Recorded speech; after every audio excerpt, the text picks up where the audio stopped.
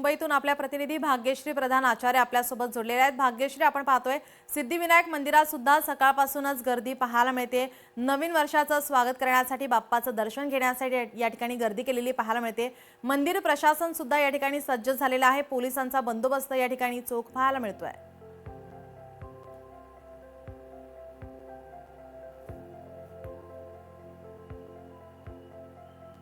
भाग्यश्री, माझा आवाज आपल्यापर्यंत पोहोचतोय?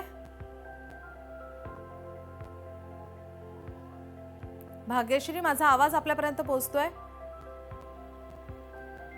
काही तांत्रिक अडचणीमुळे आपला आवाज त्यांच्यापर्यंत पोहोचत नाही। मात्र आपण पाहतोय सकाळपासूनच भाविक भक्तांची या ठिकाणी मांदी आळी, अगदी मोठमोठी रांग या ठिकाणी भक्तांची पाहायला मिळते। बाप्पाचा आशीर्वाद घेऊन नववर्षाला या ठिकाणी प्रारंभ केला जातोय। सिद्धिविनायक मंदिरातील आपण ही बाहेरील दृश्य पाहतोय। पोलिसांचा चोख बंदोबस्त या ठिकाणी तैनात करण्यात आलेला आहे। नवीन वर्षाच्या सुरुवातीला या ठिकाणी मंदिरांमध्ये गर्दी पाहायला मिळते। आपल्या प्रतिनिधी भाग्यश्री आपल्यासोबत जोडलेले आहेत। भाग्यश्री, भली मोठी रांग या ठिकाणी भाविक भक्तांची पाहायला मिळते।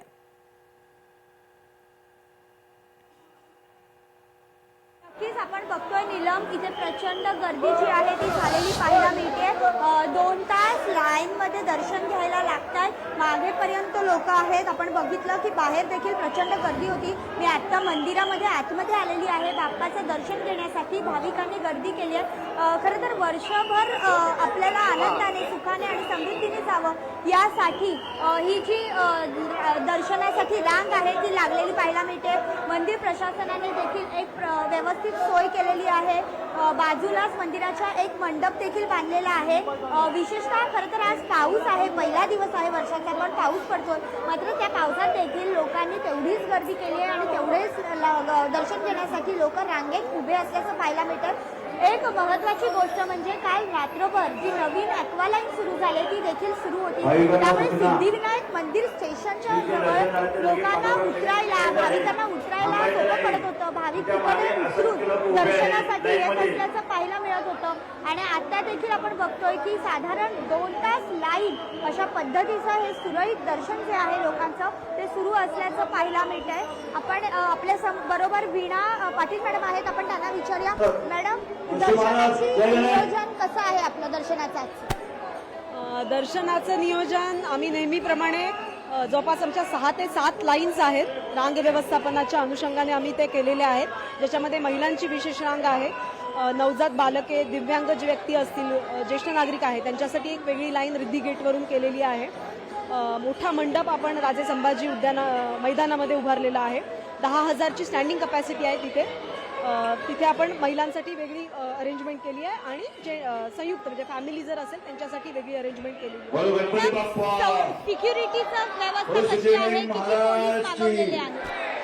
सुरक्षा, एवढे मोठे भाविक आणि त्यांचं मोठ्या संख्येने होणारी गर्दी पाहता आणि सुरक्षेचे सगळे नॉर्म्स जे आहेत ते आपण फॉलो केलेले आहेत।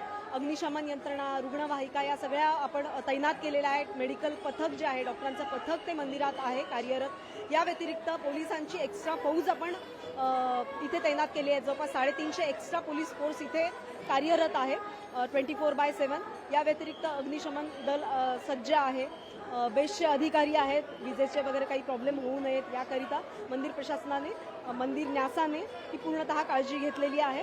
आणि बृहन्मुंबई महानगरपालिका, ट्रॅफिक, मुंबई पोलीस आणि मंदिर न्यास यांनी संयुक्तरित्या हे सगळं म्हणजे कोऑर्डिनेशन केलेलं आहे।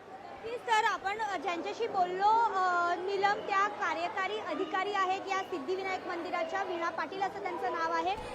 एकंदरीतच जी मंदिरामध्ये नियोजनाची तयारी आहे त्याबद्दल त्यांनी आपल्याला सांगितलं। मात्र भाविकांची जी गर्दी आहे ती देखील मोठ्या प्रमाणात आहे। साधारण 2-1 तास रांगेमध्ये उभं राहिला दर्शनाला भाविकांना लागताना पाहायला मिळतात। धन्यवाद भाग्यश्री, आपण दिलेल्या सविस्तर माहितीसाठी।